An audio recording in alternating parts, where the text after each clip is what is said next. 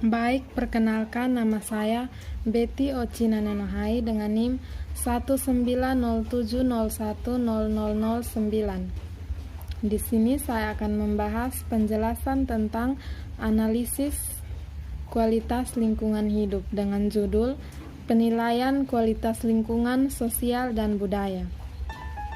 Dalam era industrialisasi dan globalisasi di beberapa negara berkembang, termasuk Indonesia, isu kualitas lingkungan hidup menjadi salah satu permasalahan yang sedang cari jalan pemecahannya. Kualitas lingkungan di suatu negara yang buruk dapat mempengaruhi produksinya.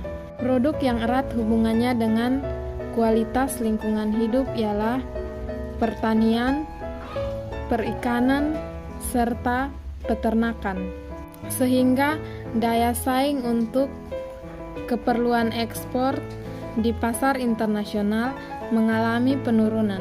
Selain itu, kualitas kesehatan penduduk di daerah yang tercemar mengalami keburukan dan berdampak pada menurunnya produktivitas serta kreativitas penduduk. Selain itu juga komponen yang sangat erat hubungannya dengan kita, yaitu udara, tanah, matahari, dan juga air yang kita gunakan. Udara dan air yang bersih diperlukan untuk kesehatan tubuh manusia dan dapat menunjang aktivitas kita untuk berkreasi sehingga menghasilkan hal yang positif. Tetapi sebaliknya, bila ada komponen utama yang tercemar, maka pencemarannya akan menimbulkan perubahan terhadap kualitas kehidupan kita, begitu pula dengan daya tahan tubuh terhadap infeksi penyakit. Lingkungan dapat dibagi menjadi dua, yaitu lingkungan biotik dan lingkungan abiotik. Komponen dalam lingkungan biotik misalnya komponen makhluk hidup, yaitu binatang, tumbuhan, dan mikroba. Sedangkan komponen abiotik yaitu air, tanah, udara, dan energi. Mutu lingkungan hidup sangatlah penting karena merupakan dasar pedoman untuk mencapai tujuan suatu pengelolaan lingkungan. Perbincangan tentang lingkungan pada dasarnya adalah perbincangan tentang mutu lingkungan. Secara sederhana, kualitas lingkungan hidup diartikan sebagai keadaan lingkungan yang dapat memberikan dukungan dan keoptimalan bagi kelangsungan hidup manusia.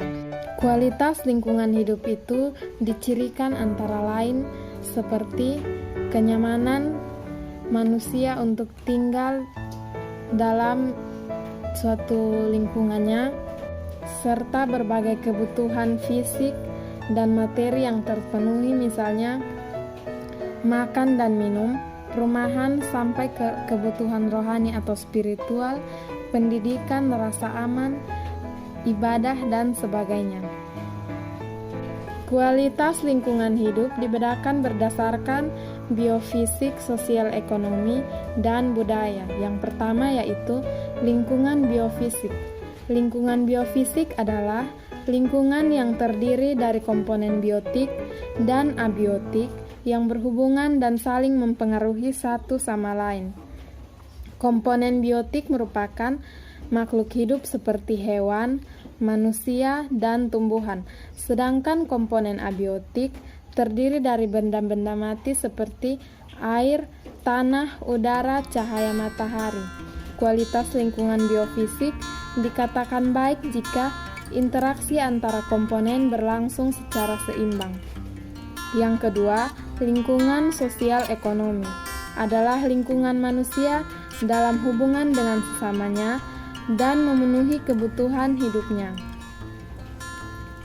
Standar kualitas lingkungan sosial ekonomi dikatakan baik jika kehidupan manusia mencukupi, misalnya melalui kebutuhan sandang, pangan, papan, kebutuhan pendidikan, dan kebutuhan lainnya. Yang berikut, lingkungan budaya adalah segala kondisi baik berupa materi, maupun non-materi yang dihasilkan oleh manusia melalui aktivitas dan kreativitasnya.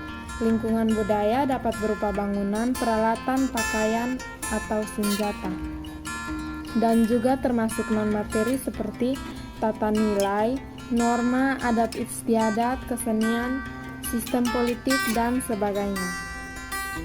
Standar kualitas lingkungan diartikan baik jika di lingkungan tersebut dapat memberikan rasa aman, sejahtera bagi semua anggota masyarakat dalam menjalankan dan mengembangkan sistem budayanya.